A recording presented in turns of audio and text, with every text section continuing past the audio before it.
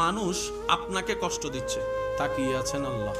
এবার আপনার সেই মানুষের দেওয়া কষ্ট তিল তিল তিল তিল করে আস্তে আস্তে সহ্য ক্ষমতার বাইরে চলে যাচ্ছে। আপনার রব তাকিয়ে আছে। শনিবার, রবিবার, সোমবার, মঙ্গলবার, বুধ হয়ে বৃহস্পতি হয়ে আবার শুক্রবার, সপ্তাহ চলে যাচ্ছে, মাস হয়ে যাচ্ছে। আপনি শুধু রবের দিকে তাকায় সবর করে আছেন।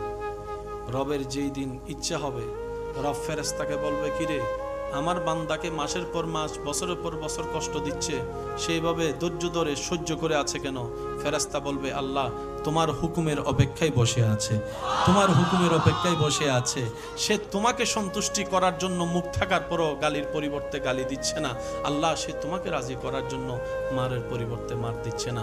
সে দুনিয়ার মানুষ সৃষ্টি তাকে কষ্ট দিচ্ছে, সে তোমার সৃষ্টিকে ভালোবাসা দিয়ে যাচ্ছে, মায়া দিয়ে যাচ্ছে, সেবা দিয়ে যাচ্ছে। রব্বুল আলামিন বলবে, আমার বান্দা আমার হুকুমের অপেক্ষায় বসে আছে, আমার বান্দা আমার সন্তুষ্টির অপেক্ষায় বসে আছে। এত কষ্ট সহ্য করছে, বুক ফেটে যাচ্ছে, চোখের পানি পড়ছে, তারপরও সে ধৈর্য ধরে আছে। ইন্নাল্লাহা মা'আস সাবিরিন। ফেরেশতা জেনে রাখো, আজকে থেকে আমি আল্লাহ আমার এই বান্দার সাথে আছি। তার ধৈর্য ধরাটা, অপেক্ষা করাটা আমি রবের পছন্দ হয়েছে। সুবহানাল্লাহ। ওই দিন থেকে আপনার জয় শুরু। এই পৃথিবীতে যাদেরকে ভাঙতে চেয়েছে, যাদের জীবনে কষ্ট, দুঃখ, অভাব, অভিযোগ, আপত্তি, লাঞ্ছনা, অপমান, কষ্ট বেশি হয়েছে, আর যারা ধৈর্য ধরতে পেরেছে, আল্লাহ পাক একদিন না একদিন তাদেরকে কিন্তু নিয়ামত দান করেছেনই করেছেন। আল্লাহ কিন্তু মারুম করে নাই।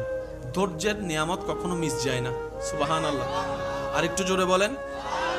দুনিয়া যাদেরকে ভাঙতে চায়, আল্লাহ তাদেরকে নতুন ভাবে গড়ে শক্ত করে দেয়। আর আল্লাহ যখন একবার শক্ত করে দিবে, নমরুদের আগুনও ইব্রাহিম নবীকে ভাঙতে পারে নাই। ইউনুস আলাইহিস সালামকে মাছের পেটে সেই মাছ ওনাকে পরাজিত করতে পারে নাই। তলোয়ার ইসমাইল নবীর অন্তর থেকে ঈমান নিতে পারে নাই, ভয় দেখাতে পারে নাই। কারবালার সেই কঠিন কষ্ট ইমাম হোসেনের মুখে মলিনতা আনতে পারে নাই। রব যার সাথে, জয় তার সাথে। অনেক সময় কষ্টের লেভেল এমন ভাবে বেড়ে যায়, মানুষ চিন্তা করে কান্না করলে বুঝি মনটা একটু হালকা হবে, বুকটা একটু হালকা হবে। অনেক সময় কান্না যখন লেভেলটা বেড়ে যায়, বুকের যন্ত্রণাও বেড়ে যায়, কষ্টও বেড়ে যায়। কোরআন এমন এক আসমানি কিতাব, আল্লাহ পাকের দয়া, যেটা অশান্ত মনওয়ালা বুকের মধ্যে জড়িয়ে নিল মনটা শান্তি হয়ে যায়। কোরআনের আয়াতের দিকে দেখলে সওয়াব তো আছে, সুখের জ্যোতির মধ্যেও আল্লাহ পাক নিয়ামত দান করে। মুরব্বীদের ভিতরে, দাদা নানির ভিতরে অনেক মুরব্বীরা এমন আছে, বয়স হয়েছে 80, 90, 100, ভালো করে কিছু না দেখলেও এখনো পর্যন্ত কোরআনটা পড়তে পারে।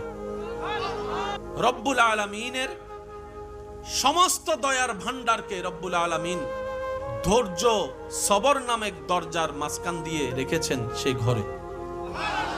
যাদের নিয়ামত নেওয়ার দরকার, ধৈর্যের দরজার সাথে সাক্ষাৎ করা ছাড়া নিয়ামত পাওয়া সম্ভব। সেজন্য ইসলামের মেইন আদেশের ভিতরে একটা আদেশ হচ্ছে, দুনিয়া উল্টায় যাক, তুফান হয়ে সব লন্ডভন্ড হয়ে যাক, তোমার চোখ, তোমার মন, তোমার নিয়ত, তোমার চিন্তাকে রবের সন্তুষ্টির দিকে তাকিয়ে থাকিও।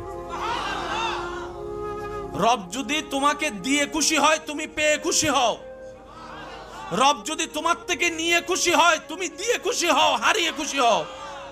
কারণ যে বান্দা রবের খুশিতে সন্তুষ্টি মনে, হতাশা ছাড়া খুশি থাকতে পারে, রব্বুল আলামিন ফিদ দুনিয়া হাসনাতাও ওয়া ফিল আখিরাতি হাসনাতার, দুনিয়া আখিরাতের নিয়ামত সে বান্দাকে দান করেন। সুবহানাল্লাহ। যে হা হুতাশ বেশি করে, তার কাছে হারানোর সম্ভাবনা বেশি। যে শুকরিয়া বেশি করে, ধৈর্য ধরে অপেক্ষা বেশি করে, নিয়ামত তার কাছে আসবেই বেশি। এটাই চিরন্তন বাস্তব সত্য। চিৎকার দিয়ে বলেন সুবহানাল্লাহ। ধাক্কা খাবেন, ধৈর্য ধরতে পারলে রবের উপর সন্তুষ্টির সাথে পাক্কা হবেনই হবেন। এমন ভাবে আল্লাহ তাআলা আপনাকে পাকা বানাবে, মজবুত বানাবে। যারা আপনাকে ভেঙতে চেয়েছিল এক সময়, যারা আপনাকে নষ্ট করতে চেয়েছিল, ধ্বংস করতে চেয়েছিল, ওই আপনার ধৈর্য ধরে সবর করার কারণে রবের সন্তুষ্টি